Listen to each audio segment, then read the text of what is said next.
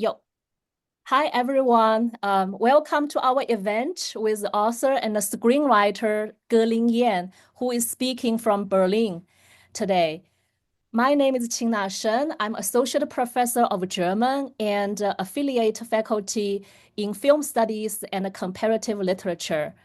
One of my areas of research is Asian German studies.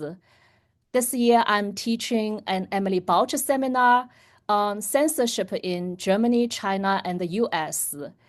I thank the Emily Bauch Seminar Program and Department of East Asian Languages and Cultures for co-sponsoring the event. We are delighted to welcome our guest, Yan. Yan is an author who once enjoyed millions of readers and fans in mainland China, but has been blacklisted. Her books can no longer be sold in the bookstores and only partially online right now. She has paid a huge price, both in the literal sense as well as metaphorical sense. Hence the title of today's event, The Price of Free Expression. I've invited her to speak to us about her work and her experience with censorship. But now I will tell you more about Lin. Lin was born in 1958 in Shanghai. During the Cultural Revolution, she joined the People's Liberation Army in Chengdu, Sichuan. At the age of 12, as a dancer in the cultural troupe. She frequently toured Tibet and other parts of China.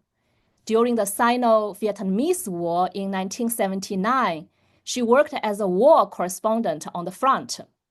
It was during this time she found her voice and changed her career from a dancer to a professional writer. In 1986, she published her first novel, Green Blood, which won the National Military Award and the 10-year prize for soldiers' favorite novel. The debut success was followed by a second novel a year later, Whispers of a Woman Soldier, which won the Army Publishing Award. Both books drew on her experience as a girl soldier. Lin attended the master's program in creative writing, a joint program of the Beijing Normal University and the Luxun Institute of the Chinese Writers Association. In late 1989, she came to the United States to study fiction writing in the Masters of Fine Arts program in Columbia College in Chicago. To date, she has published over 40 books. They have been translated into 21 languages. She has garnered over 30 literary and film prizes. Her stories have been adapted into film and TV series by A-list directors. She is a member of the Academy of Motion Pictures, Arts and Science. Since 2009, she and her family have been living in Berlin, where I had the privilege of meeting her through mutual friends. Before we invite Lin to answer questions, I will provide a brief overview of her works and of her major works and their adaptations to the screen. So I will share my screen. Share, okay.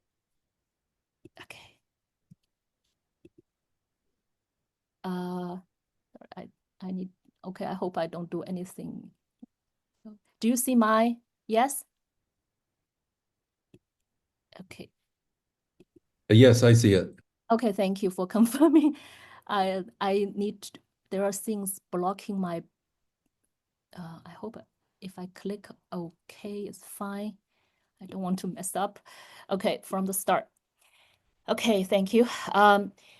少女小鱼 was made into a film, 小鱼, by Sylvia Chan, produced by Ang Lee. And this was a film that was a star vehicle for Liu Ruoying. And you can see there are multiple Chinese editions, and these are not all. I just selected a few. And Lin has not authorized all the Chinese editions either, and some of them are pirate versions. Tianyu, Celestial Bus, was made into a film, Xiu Xiu the Sandown Girl, directed by Chen Chong, Zhong Chen. Fusang was translated into The Lost Daughter of Happiness. And earlier this year, Broadway staged a musical based on this novel. And there is a collection of short stories, of 6 of them, into a anthology titled White Snake and Other Stories. It was translated by Lawrence Walker, her husband. He is also the agent and translator. He is a native of California and a former US diplomat. And he speaks many languages, including Chinese and German. I will not go through his illustrious career, but thank you, Larry, for being with us today. My pleasure. Yeah, 密语者 has been translated into The Secret Talker. 第9个寡妇, The Ninth Widow, has been made into a 44-episode TV series. 一个女人的史诗 was made into the film, starring Zhao Wei and Liu Ye. Directed, I don't know who the director is, but Zhao Wei's name you cannot find in the Baidu entry because Zhao Wei, the leading actress, is also banned in China.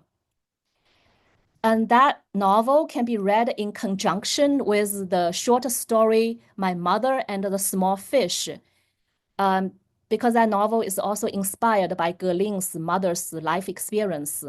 And you can see I got a screenshot of Gerling and her mother from Chinese Central TV. Top Chinese media outlets have many broadcast program about Gerling and interviews with Gerling. So The Banquet Bug is the first novel that Gerling wrote in English, and it was translated into Chinese. 赴宴者 精灵十三钗 was adapted into a film by Zhang Yimou, and it stars the award-winning actor Christian Bale, and a simultaneous translation was published a year later. And here we see Zhang Yimou promoting the film The Flowers of War with Gerling together. 小姨多鹤 was turned into a 36-episode TV series. A few years later, it was translated as Little Ant Crane. Also translated into Russian. Okay, thank you. And Gerling wrote an original script for a biopic about the legendary Peking opera performer Mei Lanfang. The film is titled Forever Enthralled Mei Lanfang, directed by Chen Kaige. And it actually rebooted Chen Kaige's career because his career suffered quite a bit after his disastrous Wu Ji. And yeah, 陆犯焉识, the criminal Lu Yanshi, was adapted into 2 films. The first one is 归来, Coming Home. The second one is Zhang Yimou's 一秒钟, which does not credit Gerling. Gerling also wrote the screenplay for this film, Dangerous Liaisons, directed by a South Korean director starring Zhang Ziyi and others. 八个视作城 was made into a film, A City Called Macau, directed by Li Shaohong.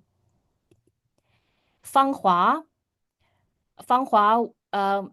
many of us have watched because it was just a few years ago, directed by Feng Xiaogang. When it came out, it was a box office hit. For more information, you can look up in this website, www.严歌苓.com. And here we see Feng Xiaogang promoting 芳华 with Gerling. And then comes 2020. In March 2020, Gerling published this essay critical of the Chinese government's covering up of the coronavirus outbreak. It was translated into Hide, Hide, Hide, And then the troubles came. Gerling's credit was removed from this film, 1秒钟 or 1 second. And we see Gerling here and actually also her friends and Larry together protesting in front of the Noise of Kino when 1 second was released in Germany in 2022. There are a lot of media reports, including the New York Times. You can see this article, a novelist says a movie fails to credit her, the film world shrugs. And that all did not intimidate Gerling. She did not stop speaking up. Actually, she continued to be outspoken. When this scandal happened in China about a trained woman, she published this essay, Mother, Mother. And she gave this interview with Professor Zhou Xiaozhen, not knowing at the time that this interview or this conversation was broadcast to the public. But Gerling stood by her action, by her words, and did not take back her words, or right. So that that was that I think that did it. That led to her censorship in China. I actually just this morning tried to find out to see it for myself whether her books are still sold in China. The bookstores, no, right? A friend of mine went to Xinhua Shu Dian, so New China bookstore, did not find any book by Gerling. And there are two websites we found. One is Tianmao here, is still selling, and then Jingdong Wuliu. So these websites are selling Gerling's books. But if you look Alibaba, if you search Gerling's name, all you come up with is this. So Alibaba is not selling Gerling's books. And here's also Alibaba. There's one hit, that's the film Homecoming, but if you click on it, there's really nothing. So you can see that what we are witnessing here, Gerling used to be a favorite guest in TV programs and a coveted screenwriter for famous directors. And now, right, she is a persona non grata. And so I will start my questions. My first question is actually about your essay that got you in trouble. That is the 2020 essay, Hide, Hide, Hide. Do you think this essay is your political coming out? Could you share why you decided to write this essay and how did it change your life? Somebody got to do it. Before me, Fang Fang has started writing her diary to report what was going on in lockdown Wuhan. So she was actually criticized and what we call how to say, was unfairly treated by all the people online, 网民, So I think Li Wenliang's death really gave me this urge that I need to write something that if I don't write it, I will regret it, and I will be ashamed of myself in my last days. So, and I know China so well. I know this what is going to happen after this essay is published. So, that night, close to midnight, Larry and I were discussing if we should send it. I told Larry if we touch this send key, so it's our life is going to be different, and all the luxury will be stopped. and should we go on? And Larry touched it. It was sent, and next morning, I wake up with so many people, who are my friends, close friends, and who share my values, who all praised it. And so I think what you say, I was so popular and so much desired to be worked to be cooperated together by all these publishing houses or directors. But ultimately, what makes my happy is if I like myself or not. I always face this question, uh, do I like myself if I do this, if I don't do that? So this is, I don't care, I don't care if I can sell books or can publish books. But ultimately, if I don't like myself, what all these things mean to me? So I think I live now a very clean and an honest life, and I still write and still publish, but without anybody censoring me. So this is such a ideal life a writer can want, can desire.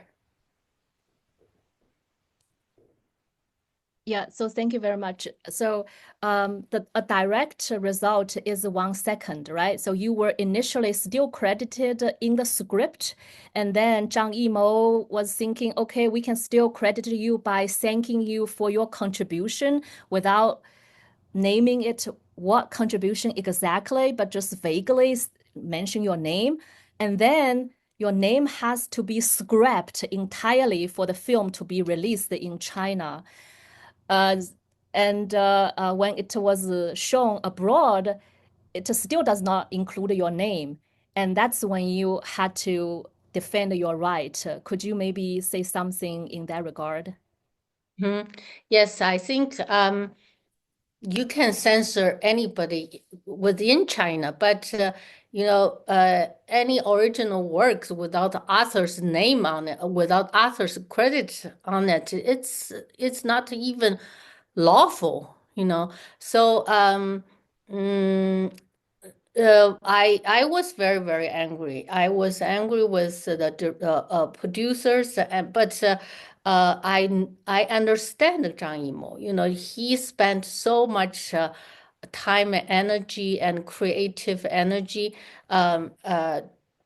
creating this work, this film.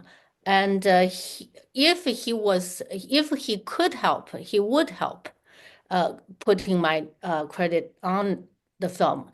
But before the film was showing was in China, one of the person going between, who was helping selecting literary works as Zhang Yimou's films basis. This person, we called literary advisor to Zhang Yimou, called me and said, the censorship department, okay, so propaganda department, film bureau, made Zhang Yimou changed so many things, but finally they said, okay, so tell you the truth, just take Yan Geling's name off. This is the final change. So and she said, this distribution, if we don't do this, we can't distribute the film in China, and all the investors cannot get paid. And I said, okay, so you go ahead and distribute it in China. I don't like it, but I can live with it. Then the film was bought by European distribution company called Wild Bunch. Then then we found out that my credit is still not on the film. So then I think this is serious. I can't allow this to happen. If I have to stop it within my power, so I did go to the that was symbolic too, just and what really enraged me is the production company said this movie has nothing to do with Yan Geling's novel. But you can see online, everybody knows. Everybody knows this, and it's written and many online information that this movie is the second movie based on the same novel, 陆犯焉识. So that if they 耍流氓, you play hooligan with me, then I was totally enraged. So I had to take action. That was my action actually was triggered by their totally shameless denial. Yeah. So then I took that action in front of the film cinema. So 1 second was withdrawn from Berlinale in 2019. That was before your essay, Hide, right? So it was withdrawn for technical reasons. I believe you still walked the red carpet when that was initially, right? Supposed to be shown on Berlinale. Yeah, was selected to be in the competition section, and 7 days before the film was showing, it was pulled back. And I was told that Zhang Yimou would like to see me on the red carpet. We will meet and blah blah blah. And then I went to buy a very expensive dress for the red carpet. I spent 2,000 for the.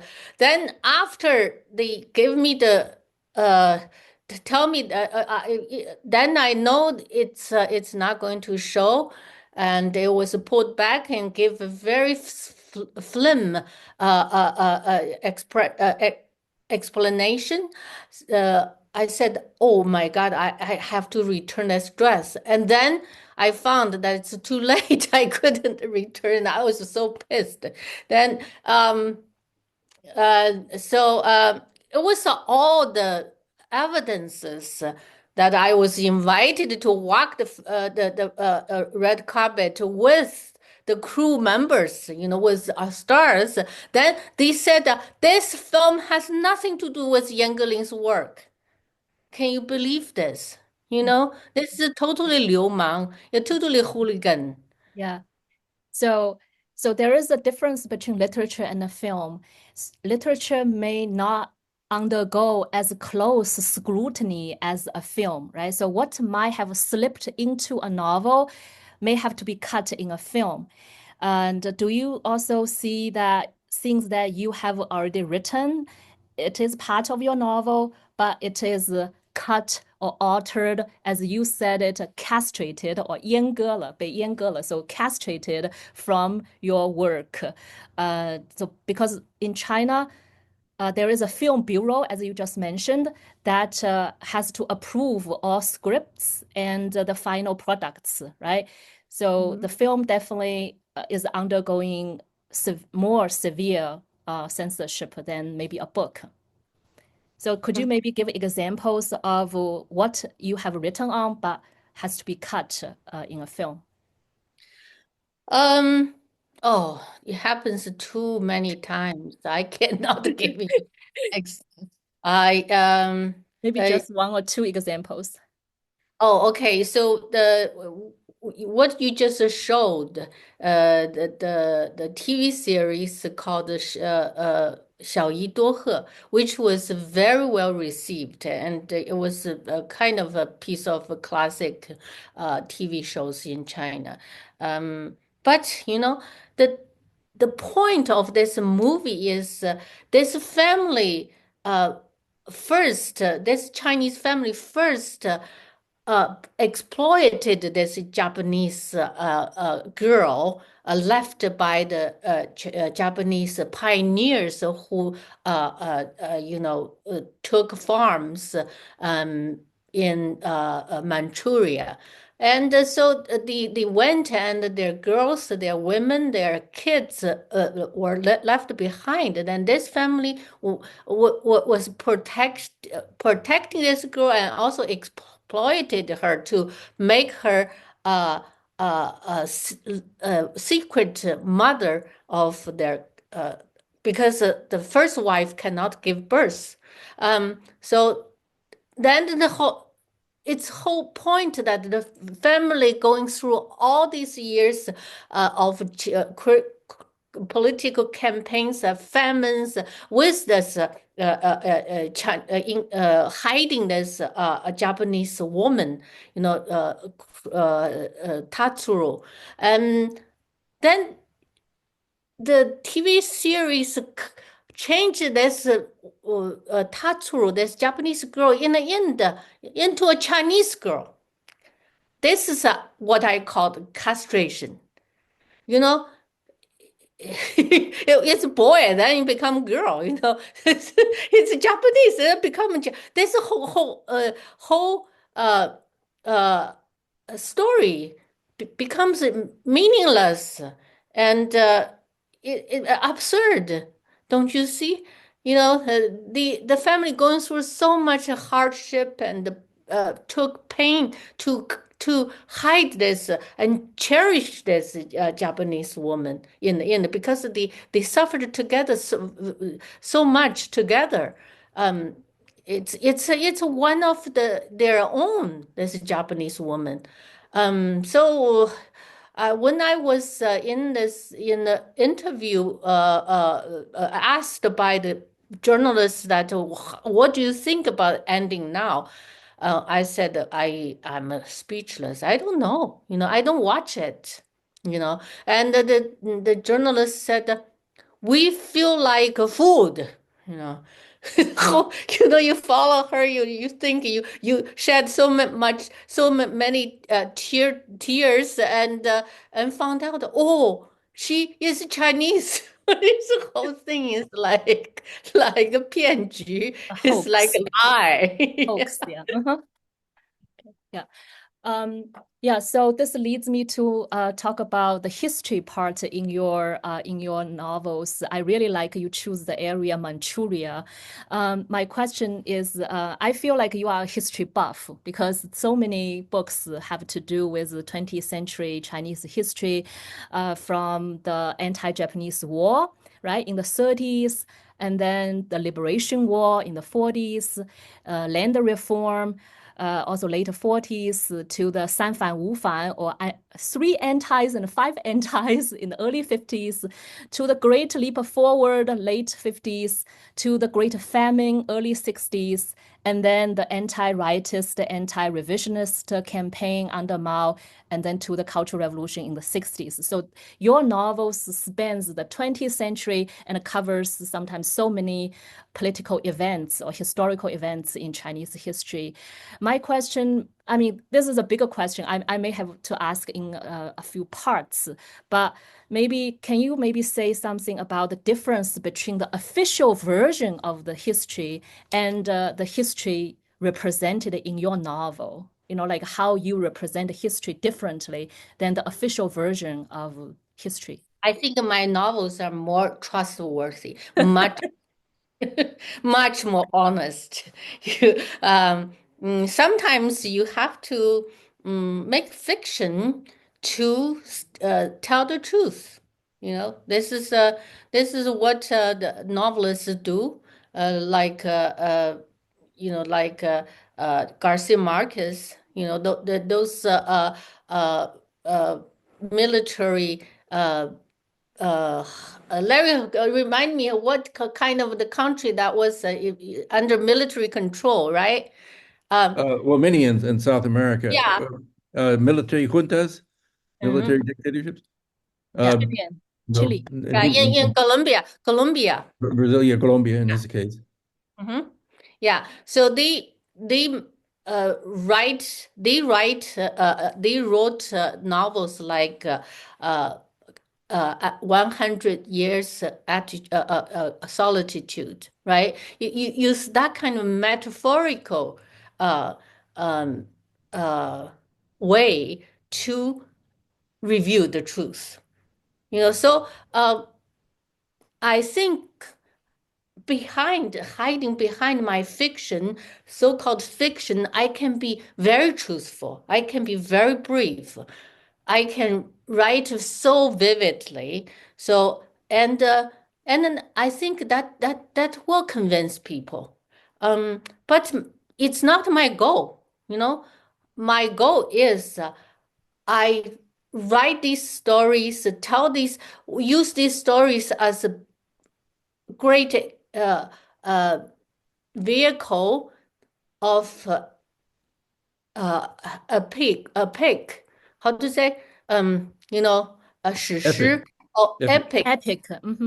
Yeah. So Chinese during the 20th century, Chinese people going through so many great uh, tragedy, great changes, and it's always the change of heaven and earth. So I think use these big vehicles, great stories to write good Chinese, write beautiful Chinese. I want to write Chinese as Yan Geling's Chinese. I want to present this Chinese writing to all the people who don't understand Chinese to appreciate Chinese.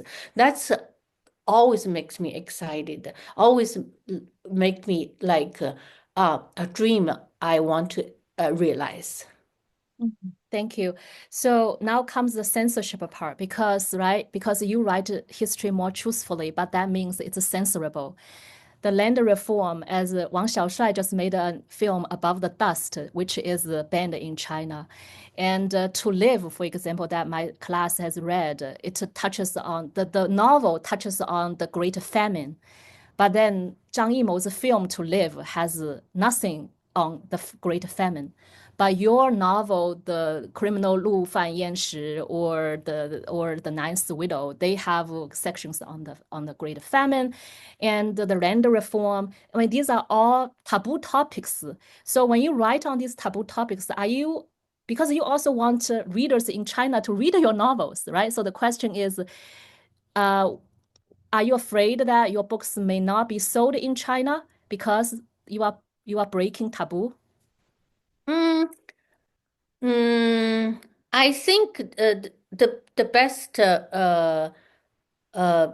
novelist when he writes or she writes, she will have nobody in consideration and in terms of audience. He has to only face himself. He felt to face his heart, his true feeling. And I think I'm that kind of novelist. I write better, write best when I don't think any consequences. I just want to write. I just want to lay these words on the paper the most beautiful way I can. And at the time, I prepared myself to be rejected. I was rejected many times by many literary magazines, even the magazines who invited me to write for them rejected Ninth Widow, and at the time I have many Taiwanese publishing houses are very familiar with my works, and they always published my works. I thought, at least I could have a smaller market, but people who appreciate Chinese better. Chinese writing better. Actually, yes, I got 10 literary prizes from Taiwan. They really, at that time, now the literary circle is dimmed a little bit, not like before. But at the time when I was winning so many prizes in Taiwan, I knew that I could publish my works in Taiwan or Hong Kong. Yeah. So 芳华, for example, is such a well-known film, but it's actually not what we see. It's like a smooth ride, right? It's a smooth ride to success, but it actually also had a backstory of censorship. Maybe you could share with us. If for the novel, they took many parts and discussed with me. These are not popular sentences, and for the time being, they always said, "Oh, now it's tight. It's the the." 图书司, 那个图书司 is the bureau that gives books, give the books publishing license, right? Licensing Agency. Agency. So they said, oh, now they have tighter regulations. So this kind of sentence you have to change. You have to cross out something like that. But I always, when I was always very defiant. I said, okay, I don't have to publish in your publishing house. I can take it to another publisher. And so then I consider how much hard work my editors has going through. So I kind of compromise. Okay, I change these, then save those for me. And so I don't know, in the end, how many things were changed, not telling me. I don't know, because I don't read my novels after they came out on in the market. Yeah. So, and when the film was coming out, and everything was okay, seems okay, and it passed the censorship of Film Bureau. But when we were on the publicity tour, all the stars and the director and me, and when we reached Guangzhou, and we got a phone call and to tell me stop after Shanghai, and cut off all these other cities we were planning to tour. They said the National Day, the first show, the premiere show was in the National Day, 1st of October.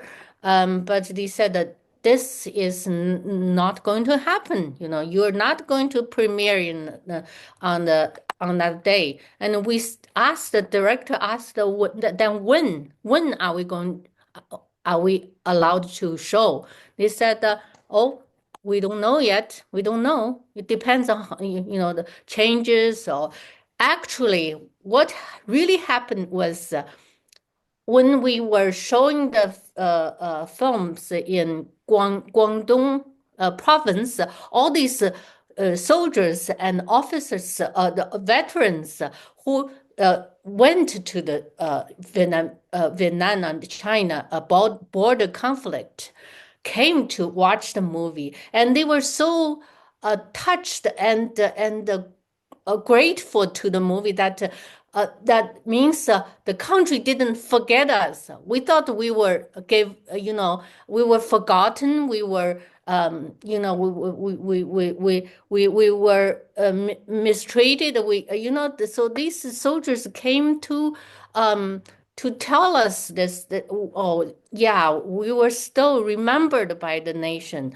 So then the soldiers and officers wearing their uniforms in the battlefield, and that scared the government. They scared. Then you do all these organized the soldiers. What going to happen? So that's what I guess worried the authorities. So they stopped our road trip, not road trip, just a publicity tour.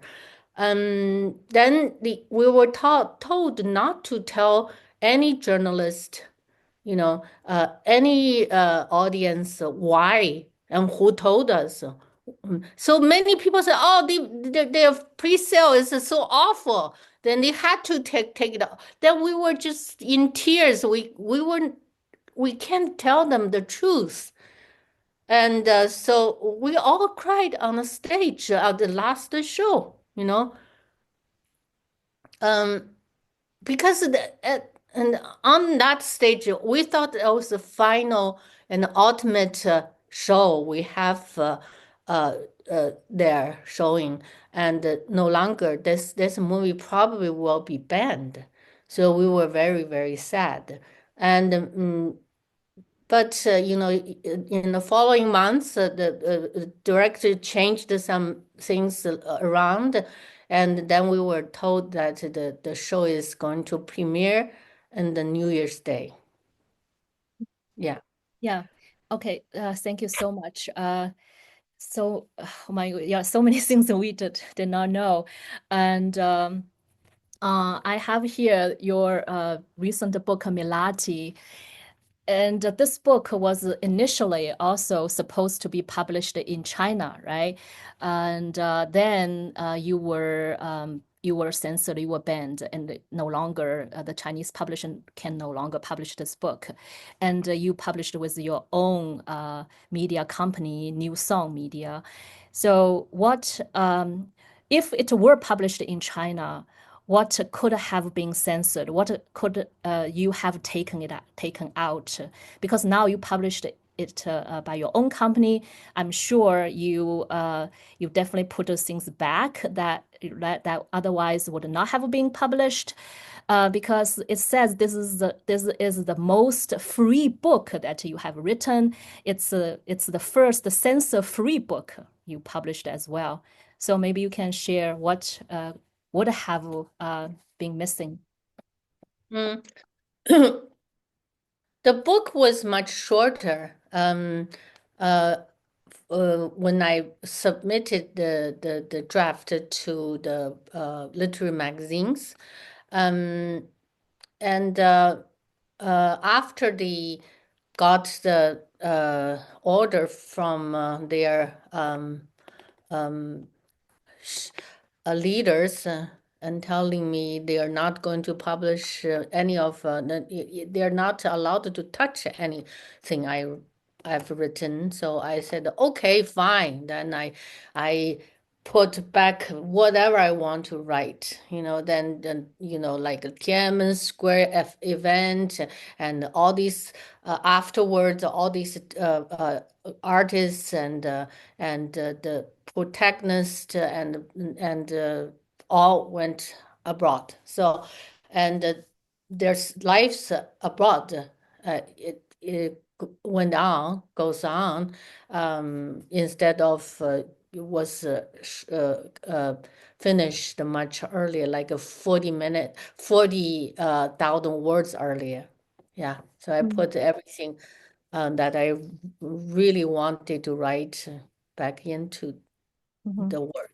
Yeah. Yeah. So you just mentioned the Tiananmen Square, the June 4th movement. And my students just watched the Gate of Heavenly Peace, that documentary. And I also saw in your chapter, Mila is the chapter title. You write on Tiananmen Square, and you yourself were a witness because you were right there on that morning. And maybe you can also share your personal experience because I heard your interview with the VOA where you talked about your experience. Yeah, it was my initial reaction is those at most at worst it's rubber bullets. Then I rushed out because there were people in that yard in that writer's resident building. And many famous writers, Wangman was also living there, but he moved away after he got promoted in some. So still many famous writers living in that compound, that building. So I rushed out.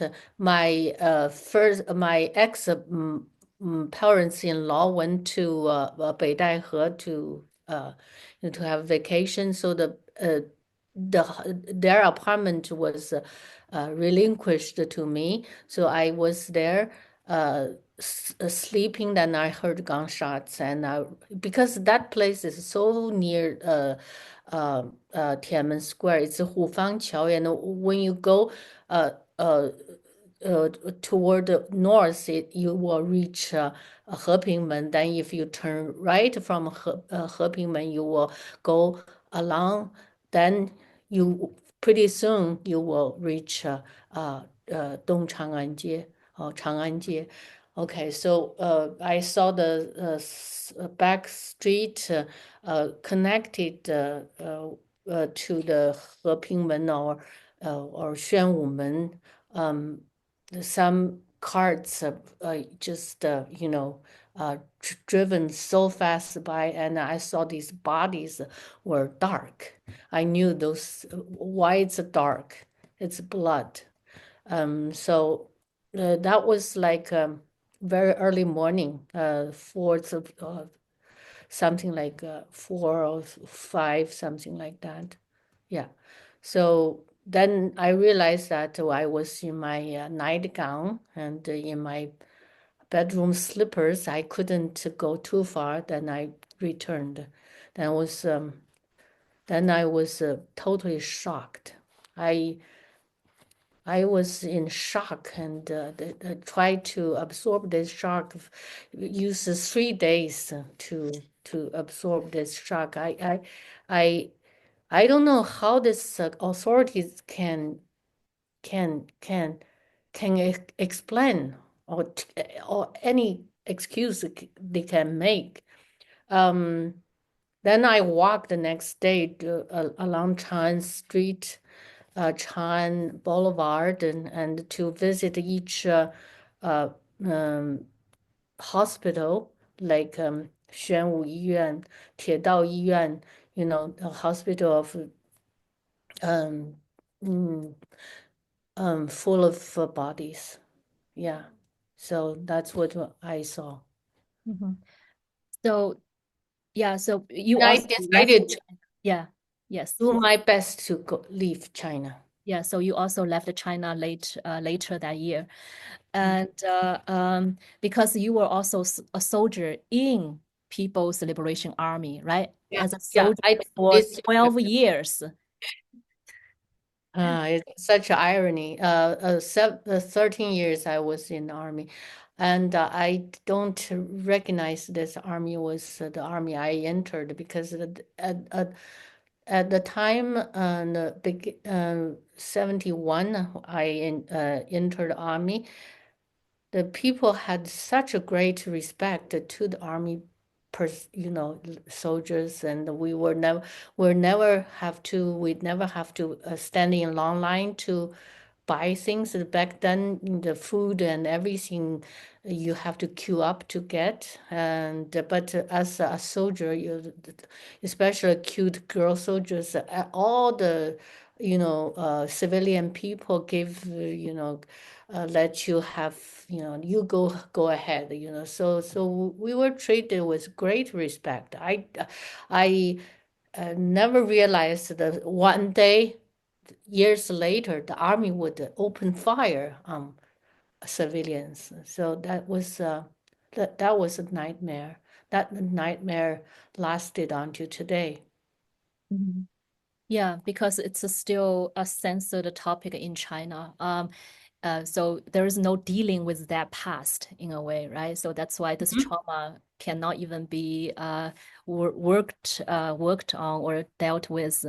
It will be an open wound until I think, right, people can finally start talking about it openly. And so, I mean, you are a public intellectual who now speaks up, but the lucky thing for you is you are abroad. And what do you say about the intellectuals in China? They they do not have the same freedom, and they have to face the censorship and the consequence maybe more immediately. You have somewhere to go, but they don't, maybe. So maybe you can share your opinion on the public intellectuals in China, writers in China. Oh, I think there are plenty of intellectuals who are brave, who are truthful, like Yi Zhongtian, like Xu Zhangren, I think I can give you half a dozen of them. Fang, who is my friend. I and the professor who protected Fang Fang also got, expelled.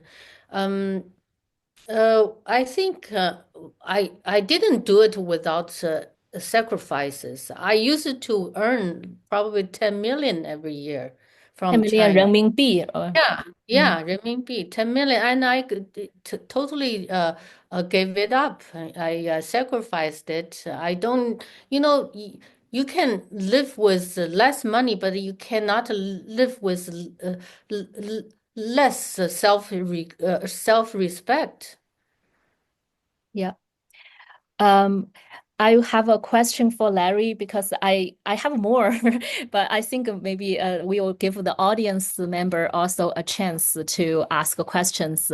Larry, it's not easy to translate Gerling's work. It's a daunting task, and I have to admit, when I read Gerling's work, I definitely don't recognize every word. I definitely mispronounced some.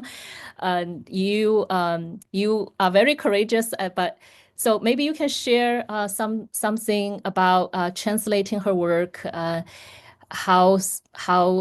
Let's say how successful do you think you are capturing her works? What have you done successfully? What might have got lost?